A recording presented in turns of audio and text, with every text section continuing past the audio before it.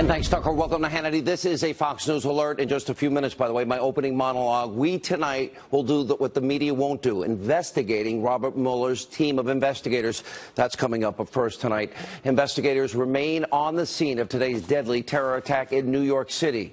It is yet another example of Islamic extremism right here in the U.S. And tonight, we'll bring you new information about the terrorists responsible for this attack. Plus, we'll explain the looming threat that Islamic extremism poses to every free-thinking person all around the world. So at 3 o'clock this afternoon, a man driving a Home Depot rental truck, he entered a bicycle path in New York City. He used the vehicle to mow down pedestrians, innocent pedestrians, bicyclists, including 2 children that were leaving a nearby school. Ultimately, 8 people are dead today and nearly a dozen others injured. Take a look at the video on your screen. After smashing his truck into the school bus, that suspect exited his truck, and many witnesses heard him say Allahu Akbar before brandishing what looked like 2 handguns. We later learned that he was holding a pellet gun and a paintball gun. We have seen way too many of these types of things. Now, shortly after the video ends, the New York City Police Department, they opened fire, wounded this suspect, who remains alive and in custody as we speak. As police dig into the background of the terror suspect, this is what we know about the man in custody. He's 29 years old, an Uzbek national. His name is Saifullo Saipov, who reportedly moved to the United States in 2010. And tonight, the New York Post is reporting that the terrorist suspect, quote, left behind handwritten notes pledging loyalty to ISIS, along with an image of an ISIS flag inside his. Now, earlier today, the president released multiple statements on Twitter, writing, quote, in New York City, looks like another attack by a very sick, deranged person. Law enforcement is following this closely, not in the USA. And the president added, we must not allow ISIS to return or enter our country after defeating them in the Middle East and elsewhere. Enough. And, quote, my thoughts, condolences, and prayers to the victims, their families of the New York City terrorist attack. God and your country are with you. Amen to that.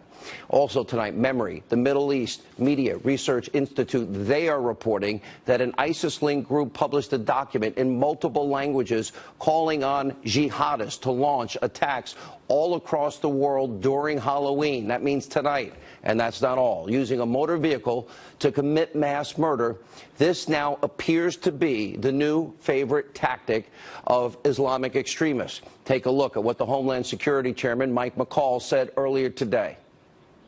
This was the 9th vehicle assault used by ISIS. Remember in Nice, we saw this happen previously. So you think this is ISIS? I believe when an individual yells out Allahu Akbar, all the indicators and hallmarks of an act of terror, and I think that's true in this case. We know for 2 years they've called out in their internet magazine to attack by vehicle, by explosive device, or by knives and small-scale attacks. So this is very much in accordance with the directives coming out of Raqqa.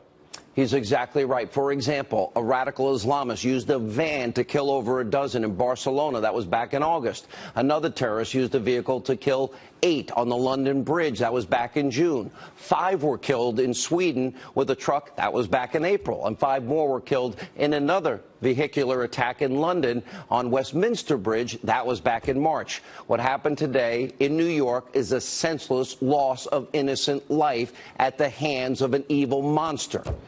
Joining us now on the ground in New York City is our own Shep Smith. Shep, we lost 8 of our fellow New Yorkers today, a dozen plus more injured, and an attack we have seen all too often that you have reported on way too often.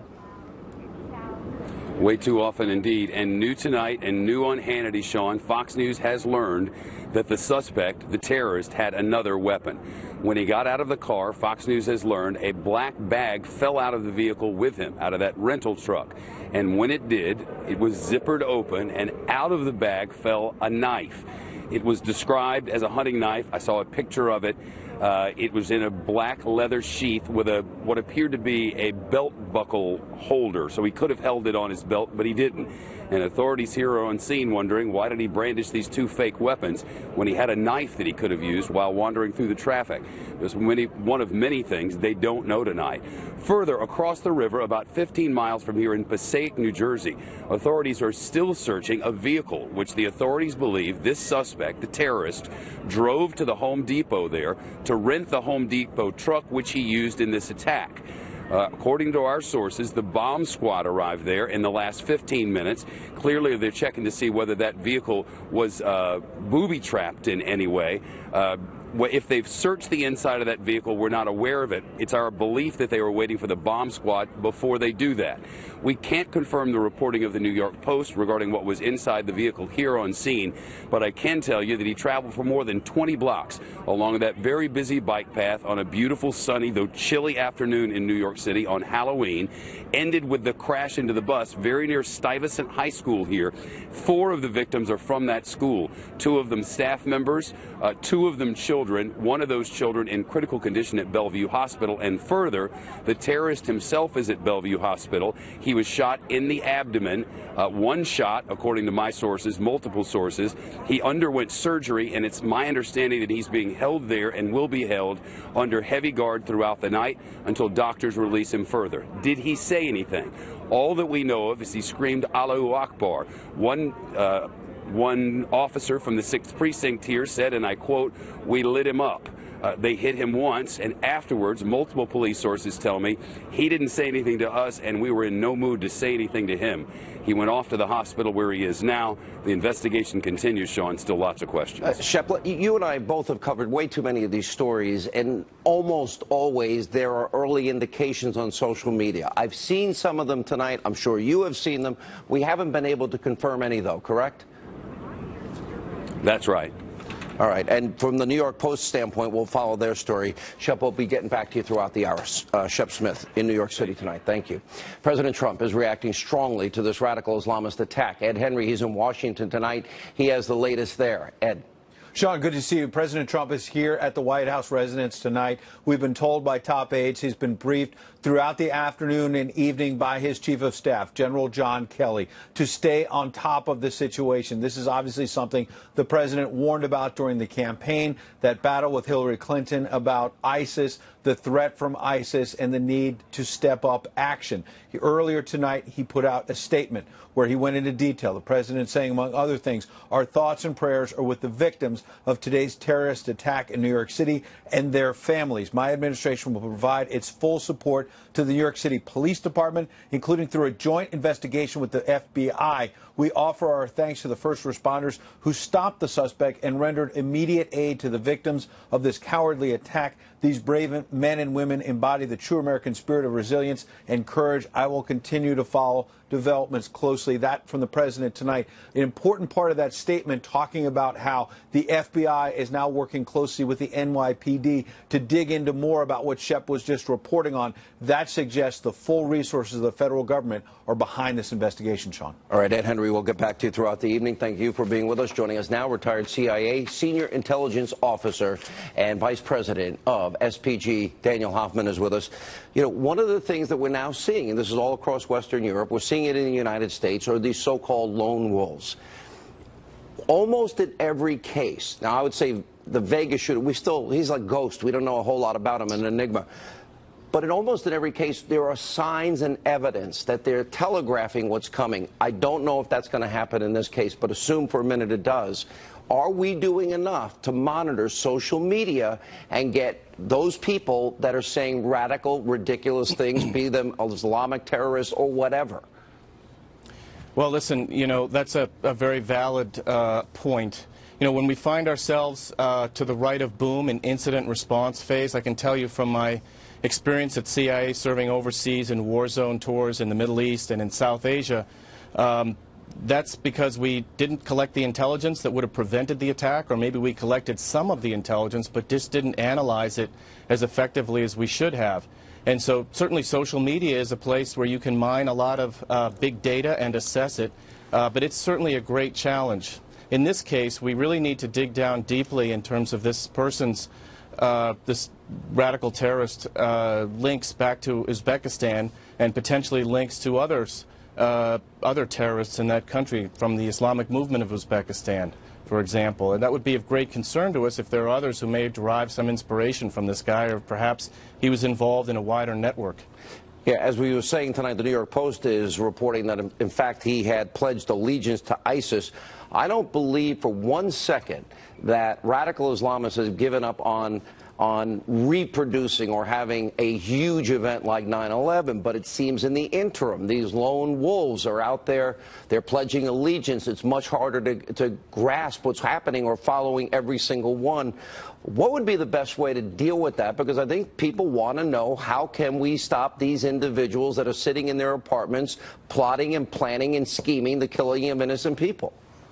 Well, let me just start with one way we didn't stop it from the perspective of someone who served many years overseas as an intelligence officer. One of the lessons we learned from 9/11 is the danger of allowing terrorists to occupy ungoverned space, which they have in Syria and Iraq for so many years. And that allowed them to plot and plan against us, but it was also a petri dish breeding ground for radical Islamic extremists. Not only those who fought there, but those who derived some inspiration from that monstrosity, including possibly this individual who conducted this attack today. And really, that's a key element, I think, for us, from my perspective as an officer who served overseas environments, challenging ones. We really need to understand that the world is small and interconnected, and the fight, in many ways, starts overseas. And obviously, there's a lot of work to be done at home. We need excellent collaboration from overseas intelligence to state and local law enforcement, doing all that we can to infiltrate these groups. And I'll tell you what, New York Police Department is the best we've got at doing it, and it's just extremely difficult to stop every single one of these. We appreciate you being with us, and we'll get back to you in a few minutes. One thing we might be able to, a political comment, maybe the next time. We watch police on a day like today. They defend all of us. They put their lives at risk. Maybe if something happens, we can give them the benefit of the doubt. Appreciate you being with us, Daniel. Thank you. Joining us now with more reaction, former Deputy Assistant to the President, Sebastian Gorka. You know, you wrote this book that we can defeat ISIS. When you get to lone wolf territory, Dr. Gorka, it becomes that much more difficult. How do we know? How are we able? We have the most sophisticated weaponry of intelligence available to mankind. Is it possible that we could find every one of these lone wolves before people die like today? We can do much better. We absolutely can, especially under the presidency of Donald J. Trump. Number one, we have to jettison this idea of a lone wolf. Lone wolf was invented as a phrase, or was made popular by the Obama administration to make Americans disconnect the dots. There has not been a significant jihadi attack since September the 11th in the United States where one person acted completely isolated from everybody else. Even Major Nidal Hassan, the man who was by himself in Fort Hood, was in regular contact with Anwar al-Awlaki, who blessed his attack on his fellow servicemen. So number one, no more political correctness. That gets thrown out of the window. But second, Dr. Gorka, I'm not taking issue with you. I just think this is important. Are there not people that, in the privacy of their own homes, or not, you know, somehow identifying with this sick, twisted, evil cause, adopting, oh, I'm going to be a disciple of, I'm going to take orders from whoever gives them to me, make an attack on Halloween, and then acts independently? You're saying we should jettison that entire idea, that doesn't exist?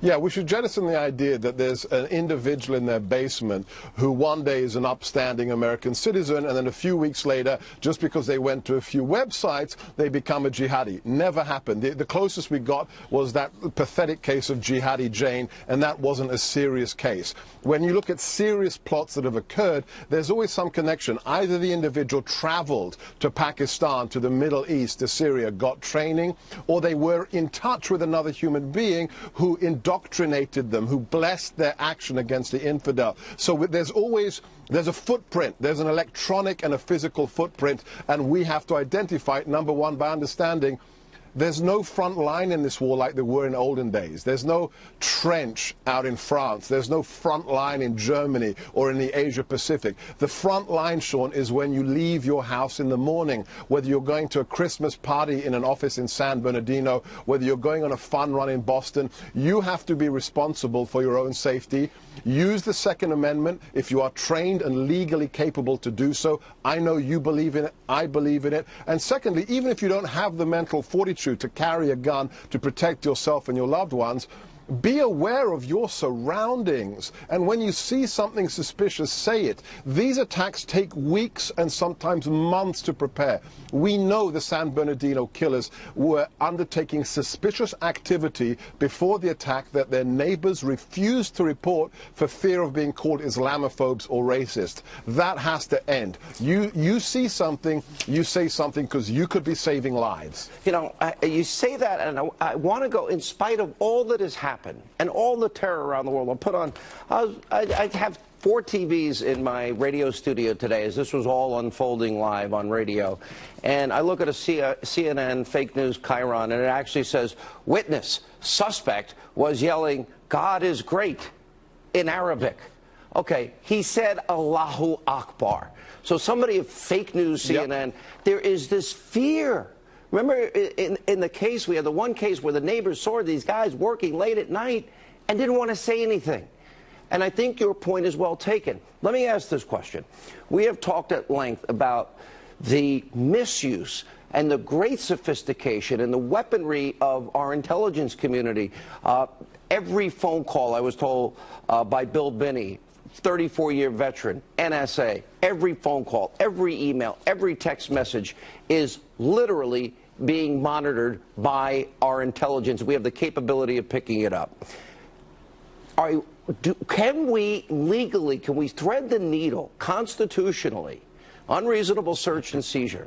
Can we thread that needle and monitor what people say without getting into people's private lives? Because we've seen the dangers with surveillance and unmasking and leaking, you know, raw intelligence. General Flynn, a victim of this himself.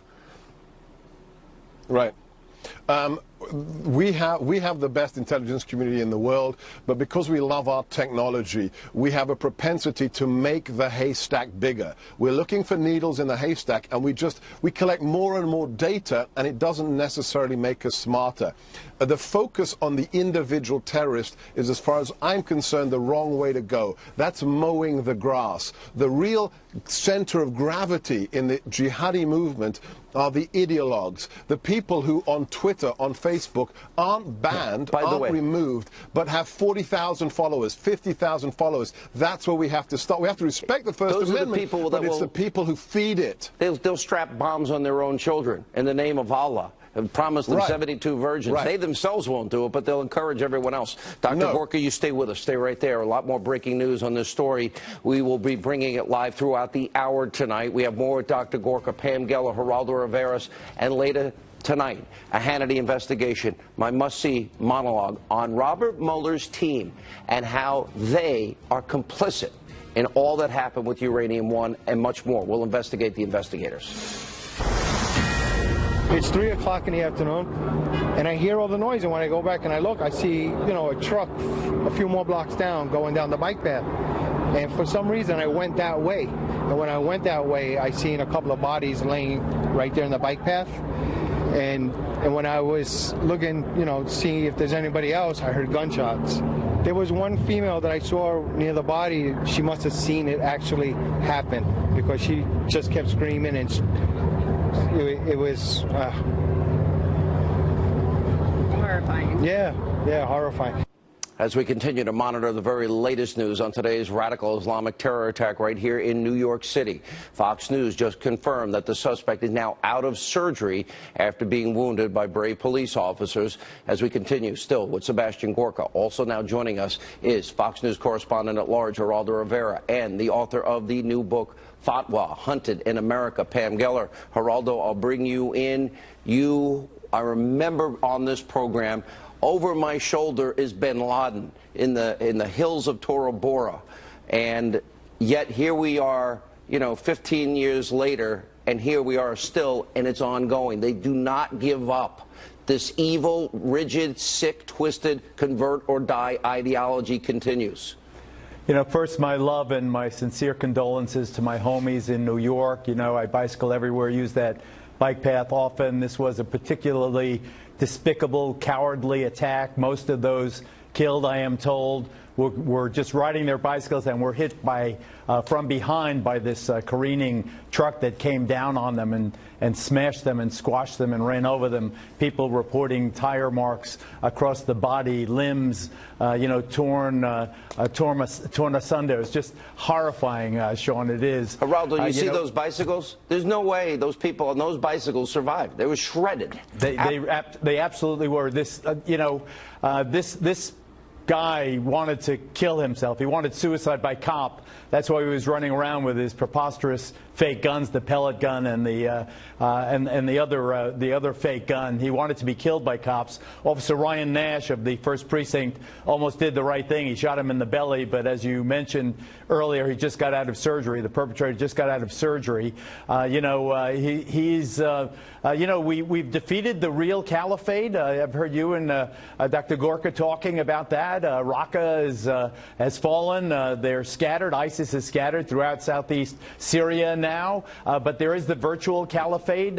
Whether you're from an Uzbek or a Pakistani or a Saudi, whatever you are, you can be motivated. You can get instructions over the internet now. But we almost stopped. But just one thing. Yeah. Deputy Commissioner John Miller, one of the last people to interview Osama bin Laden, he has started a program whereby the NYPD is contacting all the businesses in the New York area that sell products like trucks, rent trucks like this, and they're trying to give these proprietors roadmaps to know when there is someone with evil intent, you know, doing something with their product. They've got to stop them from renting these trucks. They've got to put those cement barricades in the middle of the bicycle paths. We've got to monitor social media with a vigilance. We have the capability.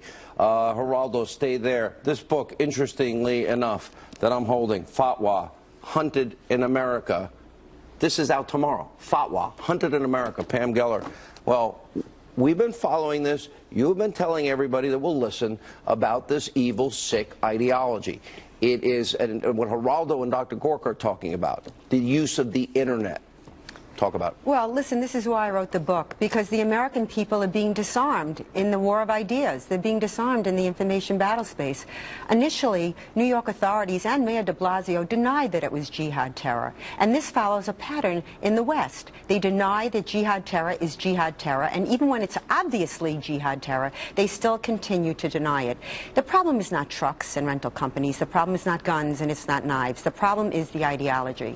And there are no lone wolves in the global jihad. They're all soldiers. And what is the internet but a means of communication? The problem is the jihadist doctrine. He was yelling Allahu Akbar. That was Muhammad's jihadist war cry. His last name... By the way, if you were watching CNN, it was a little different. He was witness. Suspect was yelling, God is great, in Arabic.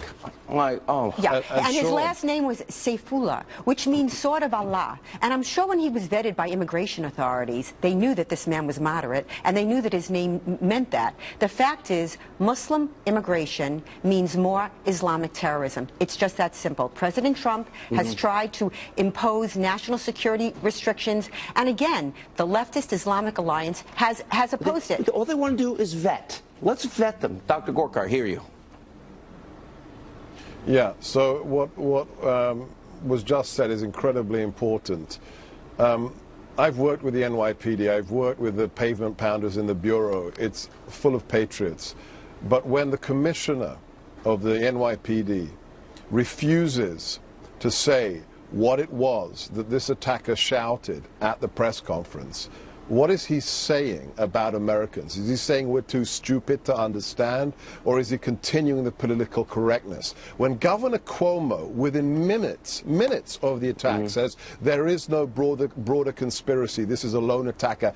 Governor, there is no way on God's earth you guys raise a great that point. Within minutes of an attack. Yeah, Geraldo, last word. There's no way he can know that. Real quick.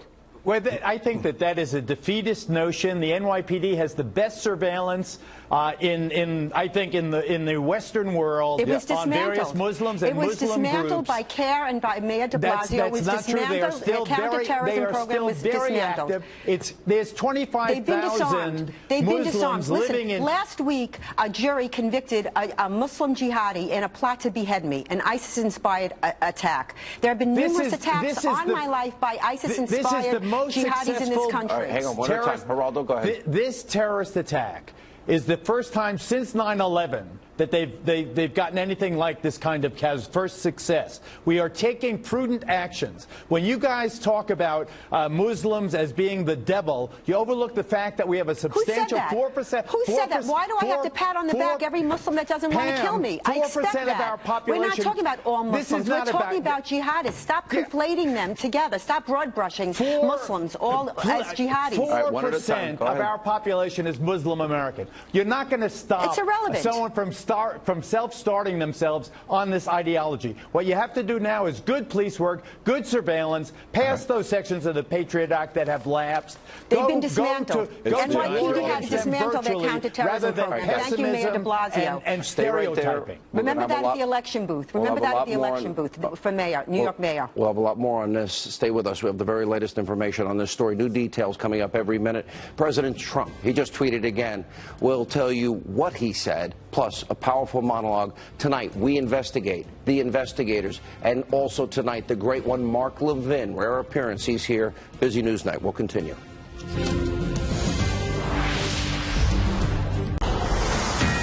This is a Fox News alert. A jihadist struck New York City today, killing 8 people, injuring nearly 15. President Trump just moments ago tweeted, quote, I have just ordered Homeland Security to step up our already extreme vetting program. Being politically correct is fine, but not for this.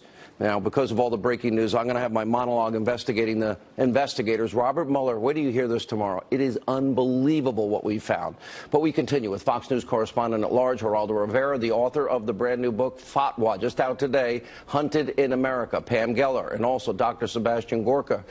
Geraldo, I did not hear Pam, and I never hear anybody say all Muslims.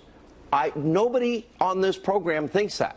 But there is a radicalized element within Islam that is causing chaos, death, misery, and wants a caliphate where everybody converts to their way or they will be killed. It is a real, clear, present danger for everybody. You know that because you lost friends on 9/11. I absolutely do. But I'm a war correspondent. We are at war with radical Sunni Muslim extremists, whether they have a caliphate that's real or one that is virtual. Rather than focus on immigration. You can have that debate all night long if you want. I want to focus on protecting the population. The NYPD has done a great job, but we have to now take even more extreme, prudent measures. Like what? On that bicycle path, there was no, even after Nice, France, when they mowed down, killed 80 people in the south of France, we have to put a cement barricade. Sean, I'm saying let's fight this war. You can have that debate about immigration but this is important. If you come from a country, hang on, we're friends. If you come from a country that you grow up under Sharia, you grow up, women can't drive, women are told how to dress, gays and lesbians are killed, Christians and Jews persecuted. How can we not vet you? Because are you bringing that sick ideology with you? And I'm sorry, Sharia, as practiced in many countries like Saudi Arabia, is oppressive to women, gays, lesbians, Christians, and Jews. I don't disagree with anything you say, brother. Nothing. I think everything you just said is correct. So we can vet them. We need to vet them. But this. They're in Paterson, New Jersey, within sight of the One World Trade Center. There are 25,000 to 30,000 people in that one little small New Jersey town. I'm not asking that. Muslims in that one small New Jersey town. But if you're coming to this country in light of this, let me bring Pam in. I want to be fair. Pam. Listen, putting up barriers. No war has ever been won on the defense. It's reactionary. My God, we're still taking off our shoes because of Richard Reed in 2001. You are never going to win a war that way. The idea that we stop certain Muslim immigration from Jihad Nation is a rational response. That we monitor mosques tied... Minimum vet them. We monitor mosques that have been tied to Jihad terror. The Boston Mosque in the Boston bombing, the Arizona Mosque in the Garland Jihad. Any mosque that has been tied to Jihad terror should be surveilled. And if they are preaching and inciting to jihad, they should be shut. This is not rocket science. This is elemental. This is logical. Dr. Gorka. I have to side with Pamela here. Look, you do not win a war by putting up concrete barricades. You don't turn America into a fortress. You take the war to the enemy. You take it to them in theater. We're stacking them like cordwood. But here, you take it to them. You don't look for jihadist American citizens or jihadist immigrants in Italian restaurants in New Jersey. You find them where they are recruited, where they are radicalized. And I'm sorry, Geraldo. And what happens if they're already here? Wait a second. This guy lived in Patterson, New Jersey. You can do anything you want in Uzbekistan, Dr. Gorka. De Blasio tried to shut down. Guys, hang on. Can I finish? Let Dr. Gorka finish, then one at a time. Mayor de Blasio tried to shut down the surveillance programs that the NYPD created to find these guys that are here before they rent the truck. You're not going to ban truck rentals. Truck renting companies aren't going to save America. You've got to find the people where they're recruiting. You teach the car rental NYPD is the best counterterrorism. The NYPD has become the best counterterrorism organization. We have to let them do their job. I think I broke the news today that it was from Passaic, New Jersey, the Home Depot in Passaic, New Jersey, that the dude rented, that the killer, the scum dog, rented the Home Depot truck, the $19 truck. So what you do, as John Miller, the deputy commissioner, has tried to do, you tell the rental guy, if you have a guy coming up that you think is at all hinky, hey, what are you going to use the truck for? Just curious. And you get a response. I mean, do the prudent thing rather than say, okay, we're going to bomb them back to the Stone Ages in Uzbekistan, which, by the way, was not on the president's list of prohibited countries in his immigration restriction. So if you have a problem with that, you have to take it to the White House. You do the best you can. You fight the fight you can, and you count on and hero cops like Ryan Nash. That's how we stop them so far. No one is discussing the jihadi ideology. No one is discussing the motive. That's where it is. Listen, it's why I wrote my book. Fatwa Hunted in America is the story of an American. Listen, it's my story, but I'm a proxy for every American who, in large and small ways, takes on this battle. I'm the hunted one. I am under... You've had how many death threats? First of all, a number of fatwas, the most serious, the ISIS. You had an imam on the show that announced I should be executed. I've been targeted for assassination a number of times simply because I stand in defense of freedom of speech. I've had these threats like you have. I know not many, maybe not as many, a lot. They're trying to kill me. And they want you dead. Because there's no doubt about it. I stand in defense of freedom of speech. Most Americans are like Helen Keller and someone moved the furniture. They don't even know what's happening right under their noses. And what Geraldo was describing is a cowardly approach, a defeatist approach. If he can't get a truck, he'll get a knife. If he can't get a knife, he'll get a gun. New York is the number one target, Pamela, and this is the first successful attack since 9/11. What is the Muslim world doing to expunge the Quran of the texts and teachings that incite to jihad? We'll give 30 seconds closing arguments. Dr. Gorka first. U-Haul truck rental owners are not going to protect Americans. You can't stop. It's not about the truck. It's about the ideology. We have to stop the spread of the ideology, and we have to have the intelligence systems in place in America to find the bad guy before he gets the knife, before he buys. You're not going to ban fertilizer. Yep. Ammonium nitrate is what they made the Boston bombs. Are you going to ban pressure cookers? Yeah, you're right. Pressure cookers. Right. The Oklahoma City bomb. But that was Timothy McVeigh. Go ahead. Right. My point is this. There is already the enemy within. You have to fight overseas and you have to fight here. You have to fight the real caliphate and you have to fight the virtual caliphate. But to give up or to say the fight is all about immigration is to blind yourself to the reality. Orlando, the Pulse nightclub. Let me ask one question. The Pulse nightclub kid was born in Queens, New York. Geraldo, why not, if you come from a country that practices Sharia, which you know oppresses so many individual groups, why not vet you? Let's find out where your I'm heart all is. for extreme vetting. I want to know every place Do you you've ever support been. that, though? Do you I support want your vetting? fingerprints. I want you to know. I want to know everything about you before I let you in. Well, that's called absolutely racist agree in with some circles and the rest of the media, right? So that's racist. Absolutely. The problem is jihad, period. This is not rocket science. All right, I got to roll. Thank you all. We have a lot more coming. Rare interview, the great one, Mark Levin, straight ahead.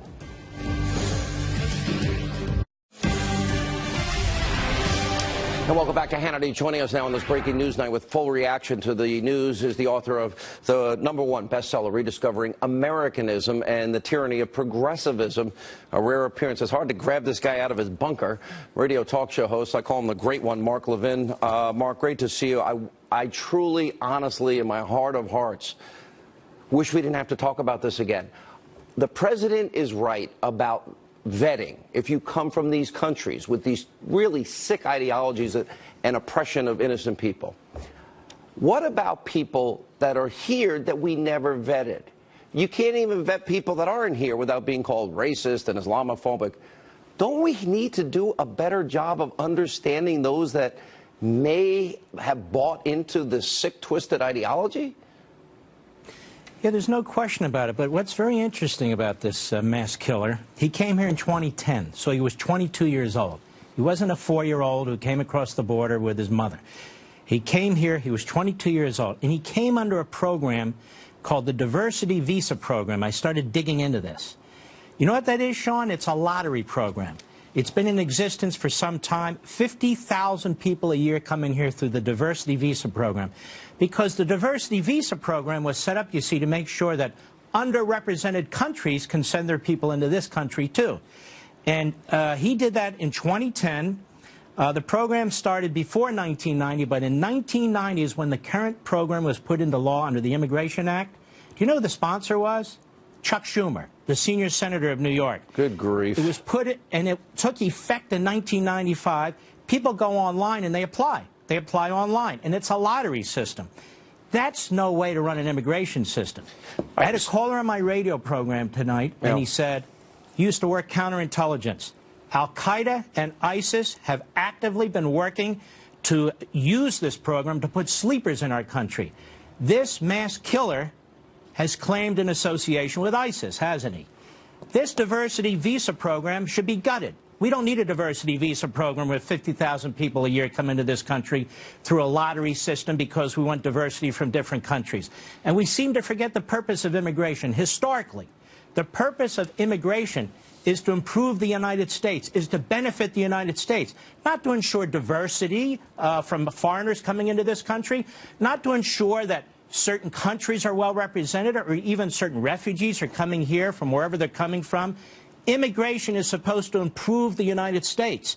It has nothing to do with improving other countries and so forth. Also, some of your guests said something that I agree with 100%.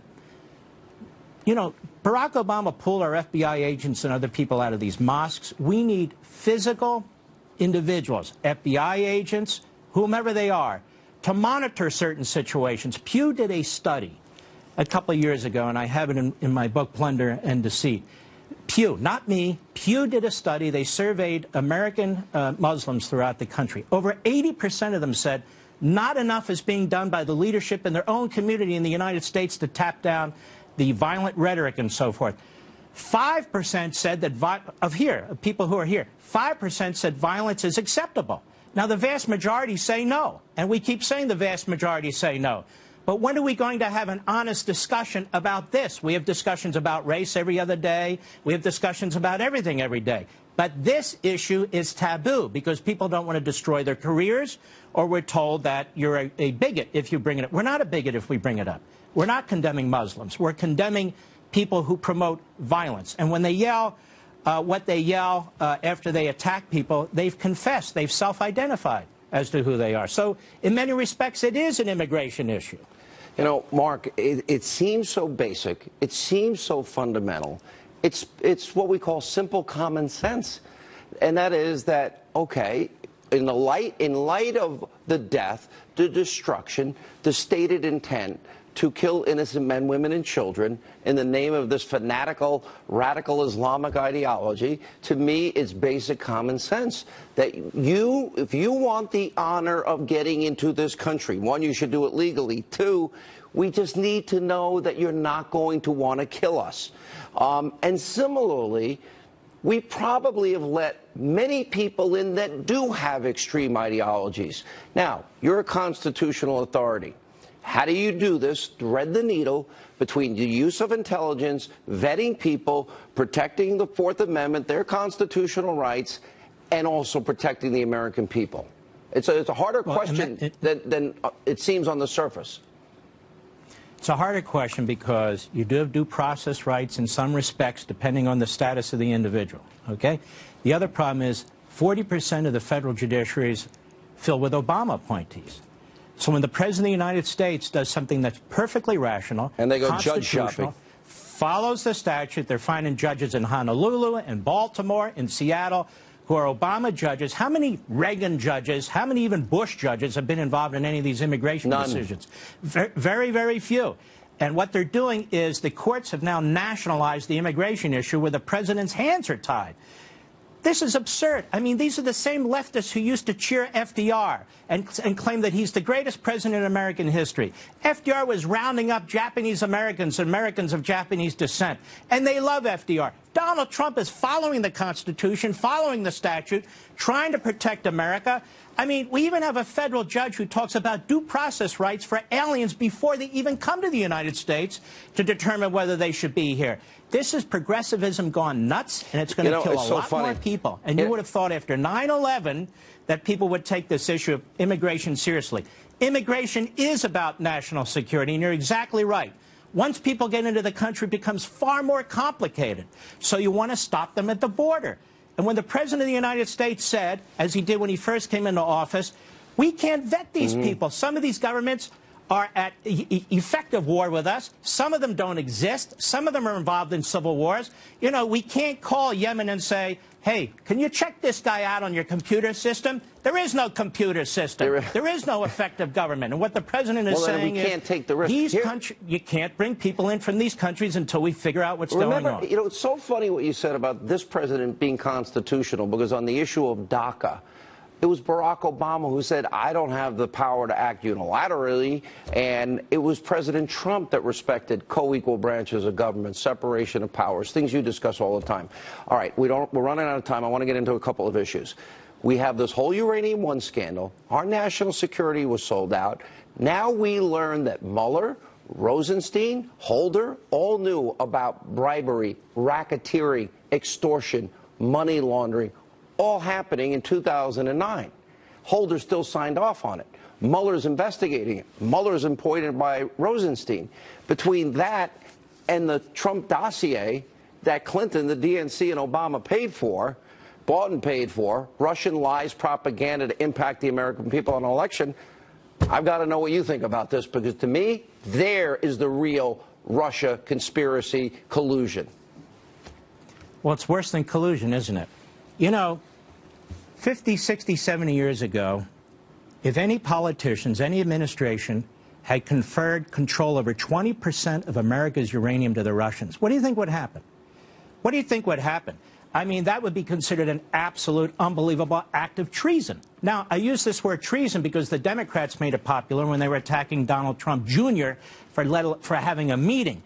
But you take those two cases. I'll tell you something else about Mueller. Let me jump right into his indictment of Manafort and Gates, if I may, just briefly, to show you what an incompetent this guy is, and yet what an iron-fisted, out-of-control prosecutor this guy is. I read his indictment. It's irrational. First, he uses a marquee above one of the segments, says, conspiracy against the United States. Now, most normal prosecutors put conspiracy, but he puts it out for the press because the press is stupid and the press wants to say what Mueller's saying. Conspiracy against the United States, like he's one of the Rosenbergs or something, which, of course, Manafort and Gates are not. Let's take a look quickly at the money laundering. To evade taxes is one of the reasons, right? But they don't charge them with tax evasion. So you're evading taxes and you don't charge them with tax evasion? What's that all about? Honestly, I don't know. To evade registering as a foreign agent. To evade registering as a foreign agent so he's laundering money, that charge is almost never brought. And if it is, you know what it is? It's a misdemeanor. Yeah, exactly. So you're telling me a man commits a felony to cover up a misdemeanor? That doesn't make a hell of a lot of sense to me. Then we talk about foreign bank accounts. They're unreported, right? We got 20 more, 20 seconds. Were taxes paid on those funds? Yep. Were taxes paid on those funds? Well, he didn't charge them with tax evasion. I guess they were. I don't know. Money laundering. You've got to have... I got to roll, Mark. And money... Yeah, all right, go ahead. Listen, I'd love to have you more. Come back more often. More Hannity after this.